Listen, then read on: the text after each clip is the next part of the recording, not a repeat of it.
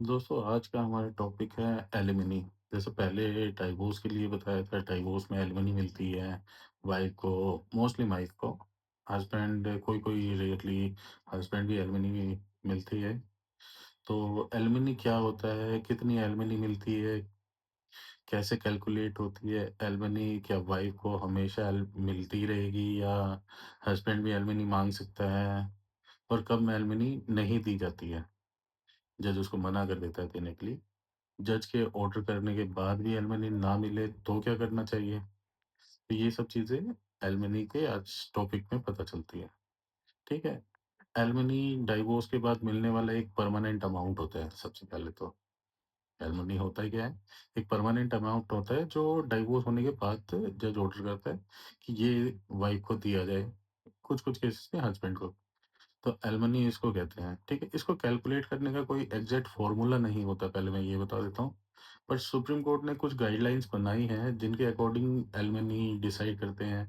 ज जैसे एक तो मंथली इनकम एंड उसके एसेट्स या स्पाउस दूसरा उसका स्टैंडर्ड ऑफ लिविंग शादी के पहले सॉरी शादी के पहले नहीं, शादी करने के बाद हस्बैंड के साथ, जो उनका स्टैंडर्ड ऑफ लिविंग था, ठीक है?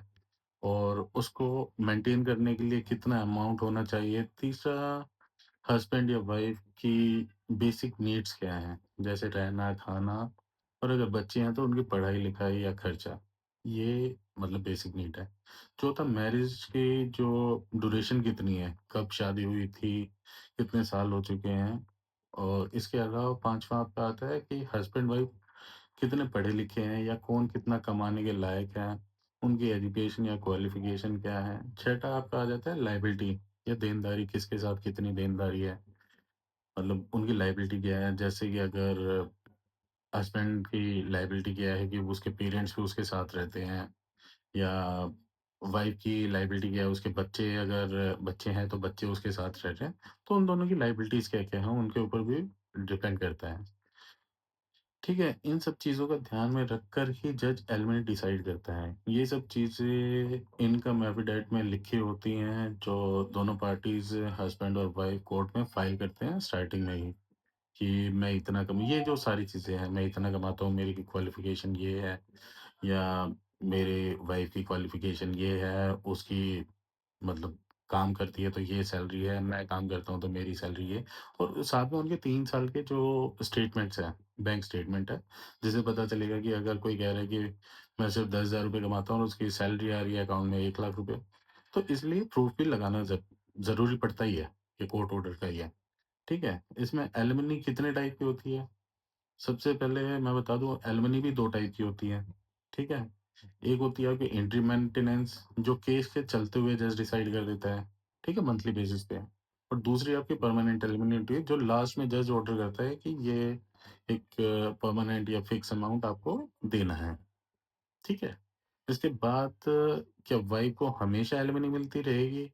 तो इसमें वाइफ की एजुकेशन क्वालिफ़िकेशन देखी जाती है और कितना कमाने के लायक है, और इन सबको देखते हुए जज एलमनी को ज़ीरो भी कर सकता है, बिल्कुल ही खत्म कर सकता है, या कम ज़्यादा भी कर सकता है, कि उसके डिपेंड कंडीशंस क्या हैं, ठीक है? उसके बाद आता है, क्या हस्बैंड भी एलमनी ले सकता है? अगर हस्बैंड परमानेंट डिसेबल है, कमाने में असमर्थ है, इनकेपेबल है, या वाइफ अच्छा कमाती हो, हस्बैंड भी एलमनी माँग सकता है, ठीक है? उसके बाद वाइफ को एलमनी कब नहीं मिलती? या तो वाइफ बिना किसी वजह के अलग रह रही हो, या उसने दूसरी शादी कर ली हो, तो भी एलिमनी नहीं मिलेगी। इसके बाद आ जाते हैं, इसके बाद अगर कोर्ट में एलिमनी अवॉर्ड कर दी है वाइफ के फ़ेवर में, पर हस्बैंड फिर भी एलिमनी ना दे, तो उसके लिए एग्ज़ीक्यूशन केस डलता है कोर्ट में, जो एक क्रिमिनल केस है। अगर हस्बैंड पैसे नहीं देता है, तो फिर उसको जेल जाना पड़ेगा, सीधी-सी बात है। ये सारी चीज़ें आपकी एलिमनी में आ जाती हैं। कौन कितना अमाउंट देता है, कैसे डिसाइड होती है, ये सारी चीज़ें मैंने आपको बताई। कोई पर्टिकुलर फ़ॉर्मूला नहीं है इसका कि इतनी अगर आपकी सैलरी है तो इतना देना ही पड़ेगा। दोनों की एजुकेशन, क्वालिफ़िकेशन, आप कितना कमाते हैं, सामने वाला कितना कमाता है या नहीं कमाता है, आप पढ़े-लिखे हैं, अनपढ़ है, क्या नहीं है, आपका प्रॉपर्टी क्या है, उन सारी चीज़ों पे ये एलिमनी डिसाइड होती है। ठीक है? अगर इसके अलावा भी आपकी कोई क्वेरी हो तो आप मुझे कमेंट कर सकते हैं। अगर वीडियो आपको पसंद आई तो please do like, share and subscribe please. Thanks.